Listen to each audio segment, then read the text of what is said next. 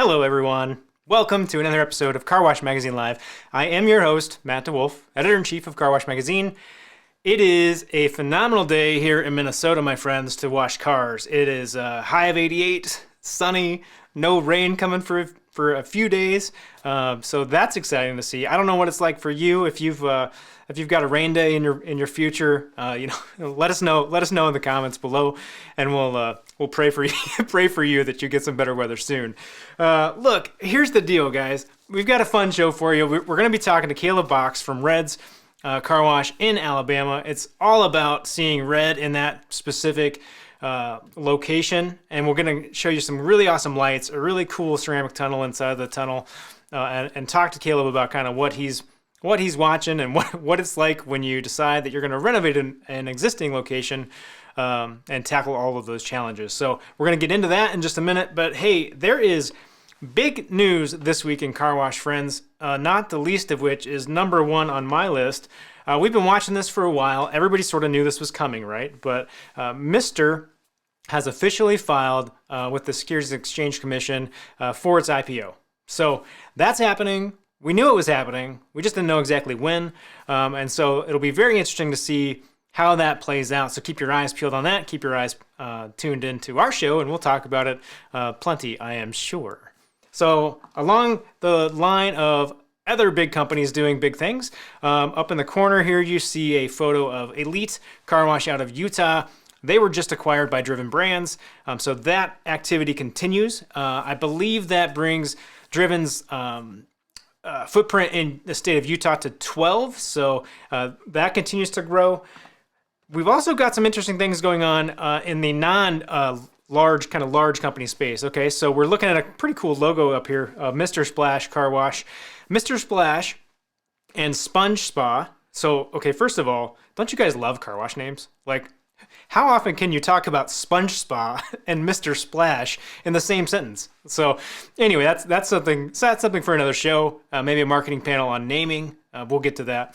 But Mr. Splash and Sponge Spa are merging up. They're going to take on that Mr. Splash moniker. So kudos to you all for making that move. We've also got another story similar to that happening. We've got Valley Car Wash in Virginia and West Virginia merging with Peterson's Car Wash in those same spaces. So really interesting things happening in this M&A space in terms of how, there's the big money kind of coming in together and building groups up. There's some entrepreneurial partnerships kind of happening if you look at kind of the mammoth model. And then you've also got now some things starting to play out in the owner-operator space where people are finding partnerships within each other to grow their presence, which ultimately grows that ability to offer a limited subscription model across more locations to saturate their market with their brand. Super fascinating stuff, a lot of great energy. In that same vein, friends, the supplier side of our community, you may know, is not immune to that activity as well. Sonny's has announced a few organizational changes recently. So Katie Pierce is going to step into the president role, and she'll be focused really on day-to-day operations. So why do that? Because they're freeing up Paul Fazio to stay in that CEO role, but to focus on M&A activity and growing that and growing kind of Sonny's holdings. So fascinating stuff. Super interesting time to be in this industry. A lot of crazy entrepreneur energy going on. M&A activity all over the place. Tell us what you think down in the comments below. Why not? Why not start a conversation about it? Okay. In ICA news, what do we got going on? Well, we do have, yesterday just dropped the latest episode of Car Wash, the podcast. Consequently, that was an audio-only version of our conversation last week on the program about churn. So that's Jason Baumgartner from Suds, Ann Muller from Soapy Joe's, and Nick Lopez from Bubble Bath. And unfortunately, you get me in that mix too, but we're all talking about churn and figuring out what you should do about it and how you can segment those kind of things out and attack it. Other ICA news I have to say, I did just get my advanced copy of Car Wash Magazine. I work on that sometimes too. This one's all about technology, so super cool stuff in terms of like what might be coming in terms of your car as your wallet. And some other kind of interesting technology kind of happening there. We've got an article in there about brush innovation and all kinds of neat stuff. So check that out. Only way to make sure you get all 4 issues, obviously, is to support ICA with a membership. ICA thanks you for your support. You can do that at carwash.org/join. All right, let's move forward, shall we? Something else that's going on that I have talked with you all about several times now is LEAD, right? So LEAD launched in the first part of this year. It's online car wash training for car wash managers. We've rolled it out. We've got some groups that have been going through that program for a while now. We're starting to kind of get some feedback and hear what's going on. Let's just share with you what Tony Milan from Jack's Car Wash has to say about the program.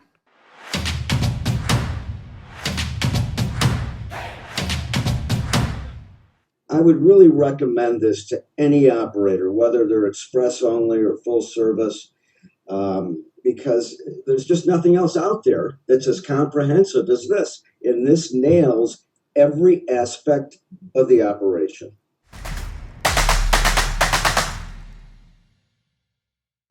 There you go. If you want to lead in to that with a little learning, you can go to carwash.org/lead. We've got some more reviews posted there, some more testimonials coming out about what people are experiencing with that program. Check it out. All right. Look, I talked about the podcast. I said, last week we were talking about churn on this program. In case you don't have the time in your schedule to go listen to that podcast at the moment, here is a quick highlight for you from last week when we were talking about all things churn, churn in the car wash business, not churning butter.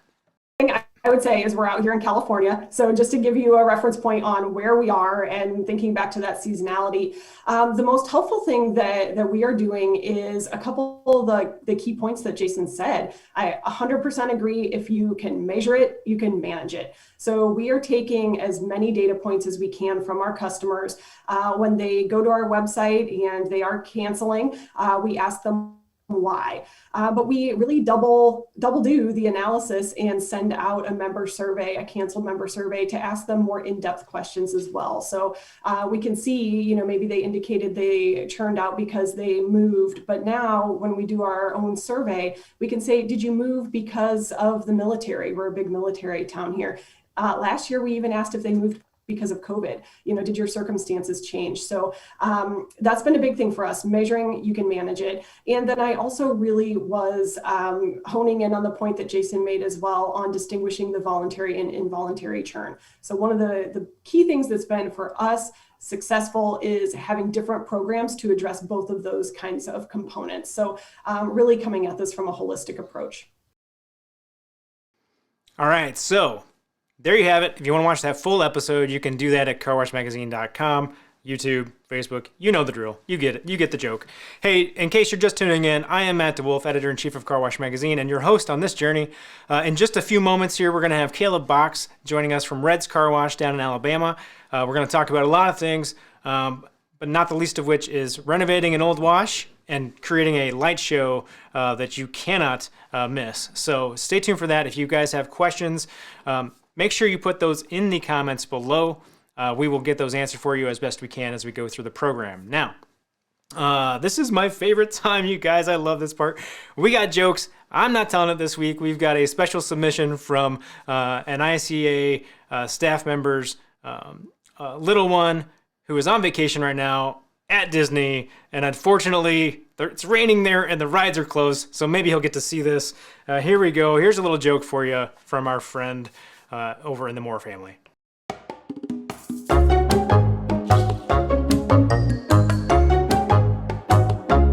My name is Owen Moore. I have a joke for you. Why did frog burn his legs? Because he tried to eat a firefly.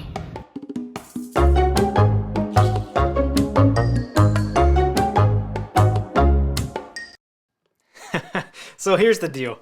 Look, I don't think that gets enough love here. We need a laugh track for that one. You guys got that? Yeah, that's funny. That's funny. Why does the frog burn its lip? Because it was eating a firefly. That's right. Okay. All right, guys. Without further ado, here is your first look, a live look at Red's Car Wash down in Alabama.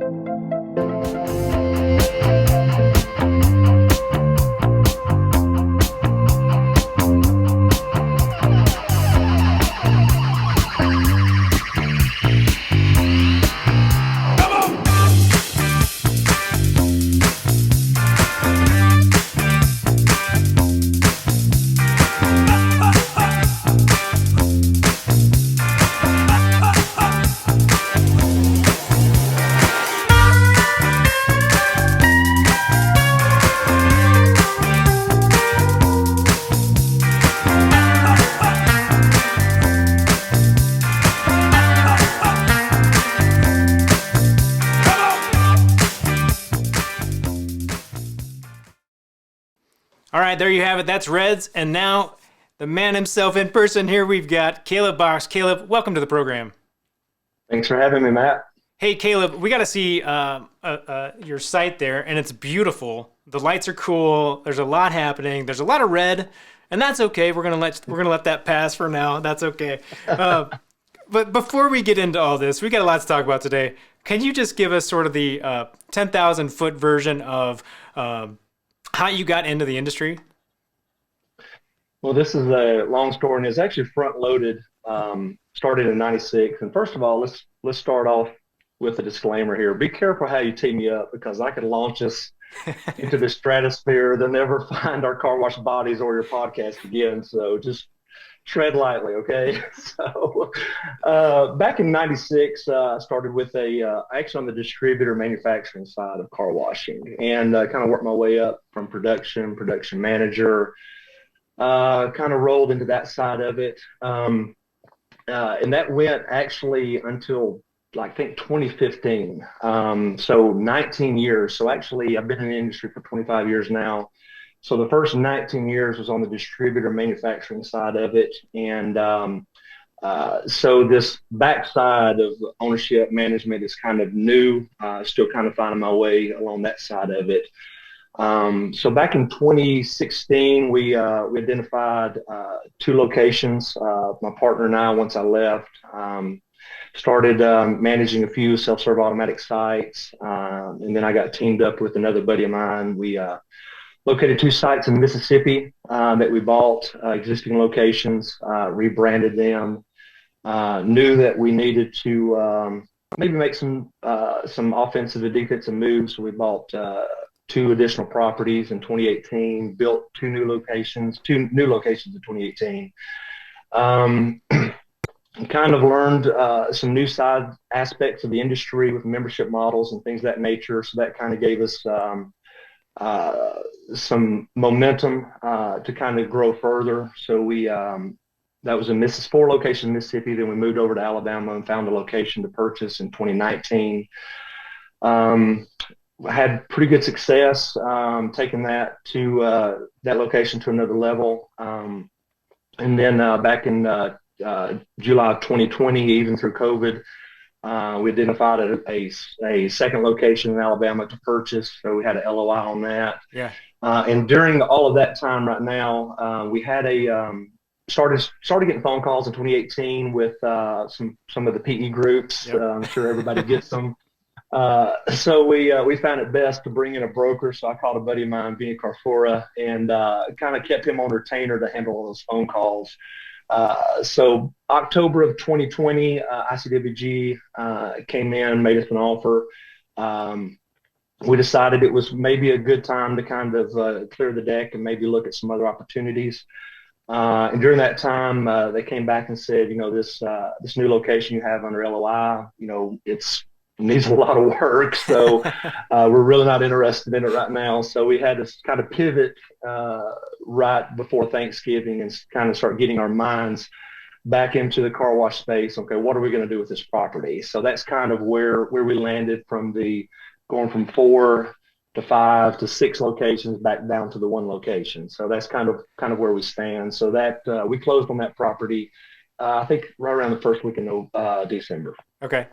So you sold your successful washes, and they said, you keep that one. Semi-successful washes. Yeah. No, we had it was a labor of love. I mean, we learned a lot.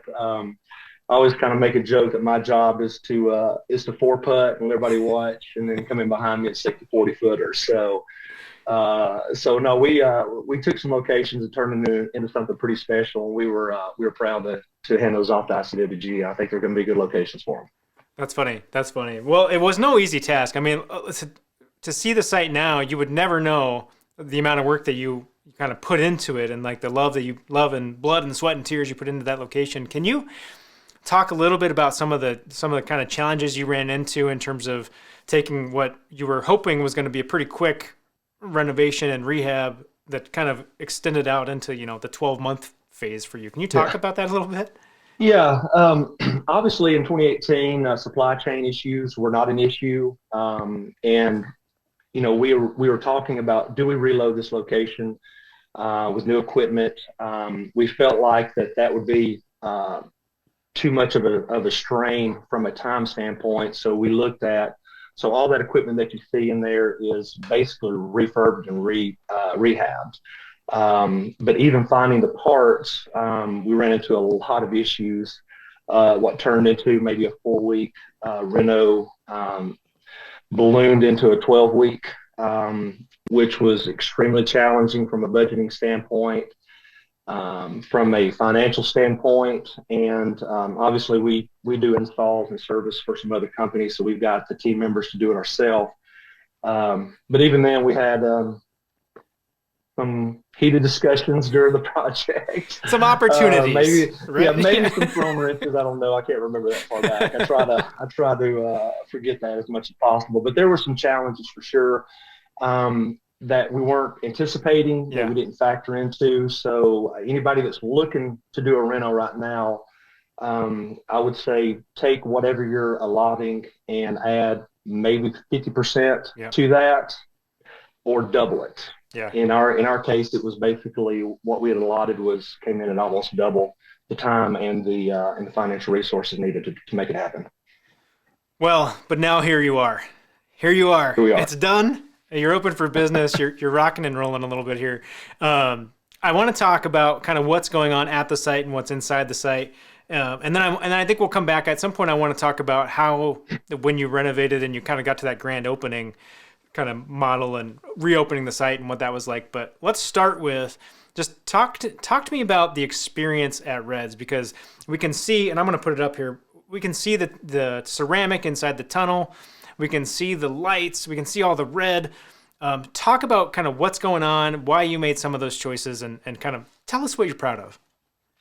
Well, we're proud of the final product for sure. And whenever we were in the beginning stages of discussion on what are we going to do with this, the Tuscaloosa market is a very strong car wash market with some really good operators. You've got Mammoth there that has a few locations. Now ICWG has a location that we handed over to them, a couple other operators. So we knew that it would need to be more than just clean, dry car at a fair price.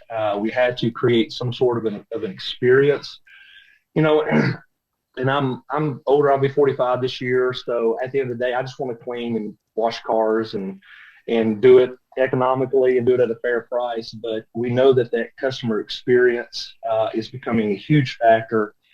Thanks to some of the other high-end operators that you're seeing out there with the lights. I mean, I could obviously name the names, but everybody knows who they are. So we had to make a decision. So I started kind of finding out who some of the key stakeholders are in the industry from that could help us get to there. And one of the first phone calls we made was Adam Grant at GF Light Systems. We kind of worked with him, sending him pictures, all the measurements, to kind of work through developing a product in a package for us that would work, that we'd be proud of, that was not really in our market or in our area. And then, man, we went around with a name quite a few times, and we were kind of joking about it the other day with, I called a friend of mine, Kim Marzingale at Rainy Days Branding, and I started sending her one Saturday night just some iterations and ideas that I had, and they were just absolute hot garbage. and so she actually took those and started kind of, over about 2 or 3 days, started kind of playing with them and just kind of, obviously being in Tuscaloosa, Alabama, Crimson Tide, the Elephant, that's kind of what we were, Red Elephant Car Wash. We kind of gone through this whole thing, and it kind of got down to what you see now was the name of the elephant is red. And it just kind of, we wanted to keep that kind of that same color package and color scheme. And going from that, it was bringing people along, because it'd be easy for me to sit here and say, hey, yeah, man, it's all me, it's all my ideas. But that's absolutely the farthest from the truth. So I try to surround myself with people that are, I would consider, experts in their field, bring them alongside, turn them loose, and just kind of let them do their work and kind of help kind of, make Reds what it eventually became. So it was really kind of laying my 25 years down to the side and be like, okay, this needs to be something different than what we've done in the past. So I need to turn some people loose and let them work some magic. Yeah, that's a fantastic advice for folks. If you're the smartest person in the room, you are in the wrong room, friends. 100%. Get yourself surrounded with the best and the brightest, and that'll lift everything up and make you look a whole lot better. The other thing that you said in there that I thought was really good was this idea of being open to change, right? And like you guys had to have this moment where you're like, oh, we're either going to get out of this business because car wash has left us in the dust, or we're going to kind of pivot. And you guys chose pivot. Why? Yes. You make hard decisions whenever you're looking at bankruptcy. So, and, bad financial decisions because of, between my partner and I, we've got about 50 years in the car wash space. So back in 2018, once I started kind of sitting around round tables with people that had been hugely successful in the industry, that was actually the conversation that I had with my partner. I told him, I said, we need to get out or pivot because the industry's left us with kind of what we know. So back since 2018, every day has been, what are we doing right? What are we doing wrong? Can we pivot? Can we grow? Can we change for the better to make ourselves more solvent? I want to show folks just so they remember how beautiful this little ceramic arch, and to call it an arch is wrong, right? Like it's a tunnel inside of a tunnel. Really is what we've got going on. It is, and that's what it is. It's a Secord ceramic tunnel by Hannah. Let's bring that up. It was designed by a gentleman named Pat Secord, a buddy of mine that's in the chemical space as well. And we were his first. I had flown down and looked at it at his beta site, and we had kind of signed on to be kind of this first test car wash outside of beta, and we brought it in and knew that it was something new, something that could be a game changer for our location and really kind of for the industry, because everybody's doing some amazing things with their arches and things of that nature, but this one can come in 4, 8, and 12 foot versions. Yep. And depending on your space, that was what we could fit, and felt like that it would be something to talk about. Well, I love that it's too like it's like it has a self-contained feel to it, right? So it's like it just sort of looks like it's going to take care of itself inside the tunnel, and you don't have to worry about it. No, that's overstating, but it's like when you start thinking about, okay, if I got to hit the light at the right time, and then I got to make sure my foam's coming down, then I got to do all these things. Well, this is just, it's all in the thing. It's a set and forget it. And that was one thing that we liked is the compactness of the footprint. So in that 8 feet, we've got our drying agent, we've got our just like our cheater wax function or whatever you want to call it. We've got our spot free and our double ceramic application. So everything's really kind of self-contained. You can kind of move it around to get. And that was one thing that was really kind of cool, because once we set it up, we ran 100, 200, 300 cars to make sure that it was in the right spot in relation to the blower and things of that nature before we actually anchored it down.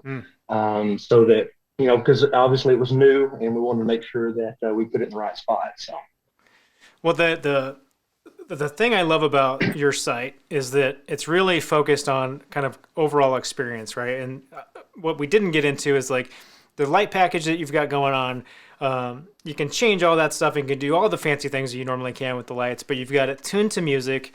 You've made some intentional choices to keep your foam white. Like everything is white so that it can accept the light, and you don't have to worry about getting browns and gross stuff in your tunnel. And then from the outside, the building like breathes, right? Like tell us about that. You mentioned that in our prep call, and I want folks to kind of understand like the value of the lights kind of outside of business hours. Well, obviously with light ordinances and things like that, we have to tread very lightly on what we're able to do. So what we've chosen to do is during closing hours, we have what's called a playlist that the building kind of pulses and almost like it's breathing.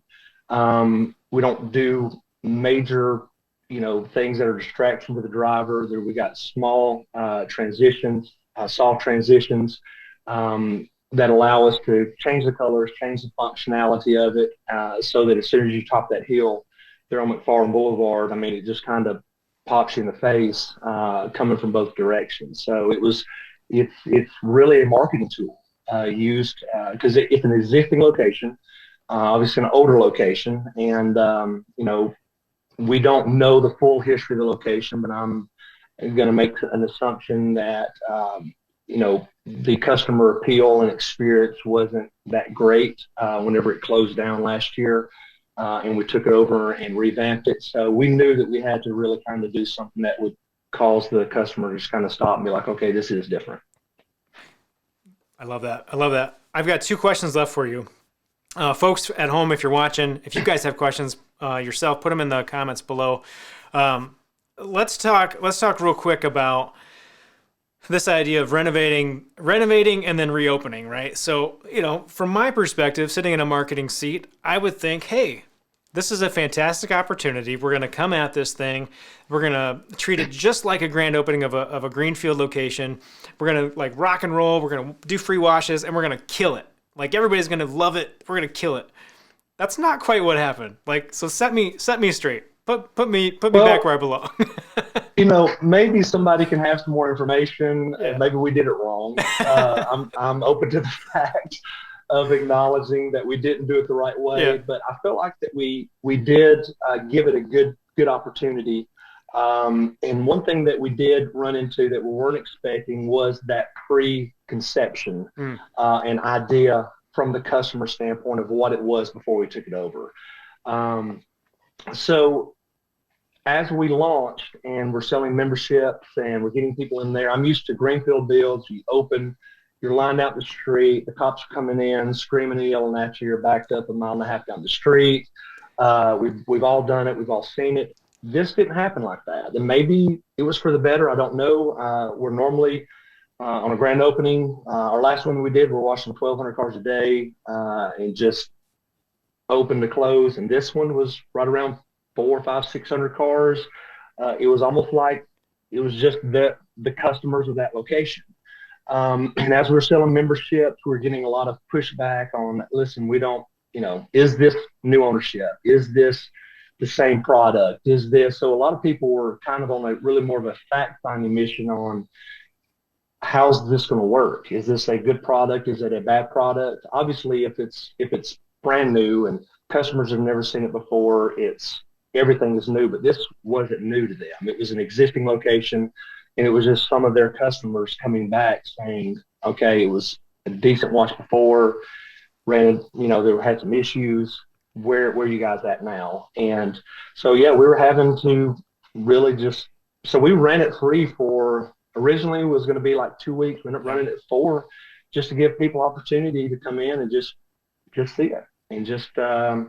And I think we did solid by it. I mean, I think after 6 weeks, we're running right around 1,600 members. So at the end of the day, I felt comfortable with where we were at, and people coming in. We didn't even, because I was obviously nervous with rehabbing equipment.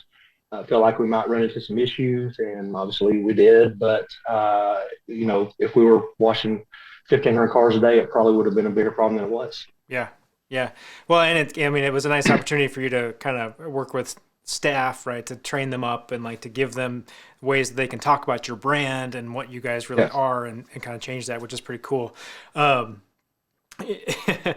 see Tyler Slaughter is on the feed, and he's poking the bear here. He's poking the bear. So I'm not going to ask his question because I think we all know the answer of who made you choose to go unlimited. But he's poking you, and that's fine. We're going to do that. We like each other here. You don't have to answer that. So I'm going to name 3 names. All right. Oh, all right. You're going to do it. All right. The first conversation that I had that really kind of opened up my eyes was Blake DeWitt at Hometown Car Wash. All right. He was the first one back in September 2018. Obviously he's been successful. So I went up to Camel, met with Tyler. Okay, this is making sense. And then at the Southwest Roadshow in, I think it was October of that year, I saw Blake DeWitt there from hometown sitting down talking to a couple of guys I didn't know, and turned to find out it was Justin Salisbury and John Agnew with some of their team from Breeze Through. And he talked to me like I was the dumbest guy in car washing, which at the time I didn't realize I was. So that was the conversation when it was all over. I mean, it was just like, you screwed up everything, close down your washes, rebrand them, fix them. And at the end of the day, it was just I literally walked out and called my partner. I was like, okay, car washing has left us.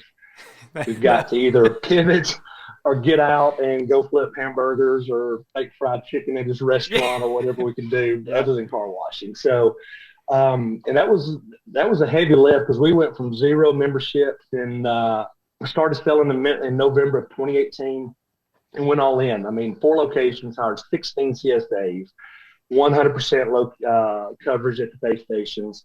And by July of 2019, we were at pushing 8,000 members. Wow. So it literally changed the trajectory of our company, where we were headed, what we were doing. So obviously you've interviewed a lot of people that are pro members, anti-memberships and stuff like that. So I'm definitely in the pro membership camp for sure. And I'll tell anybody that listen. And obviously, if you act like you're not interested, I'll stop talking about it. But beyond that, I won't shut up about it. That's funny. That's really funny. Well, friends, you have it. You have the answer. We now know who convinced Caleb to pivot his way of thinking, and frankly, hey, that's why we have Red's Car Wash, right? Red's Car Wash is here today because you guys pivoted. So, hey, I've got one last thing for you. 25 years in the industry and didn't know anything. So, yeah. One last thing for you here, Caleb. For all of us who are on this journey and trying to just figure it out, what is one thing that I can do tomorrow or today to make me better immediately? Learn to self-audit. If I was not able to honestly look at ourselves as a company and as an individual and recognize what we didn't know, that there was something out there, I wouldn't probably be in this industry today.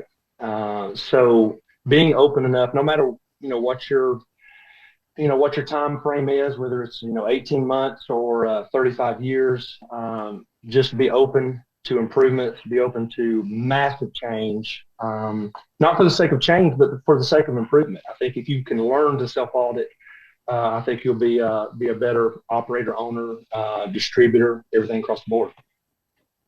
That is awesome. Awesome advice, Caleb. Thank you for sharing that.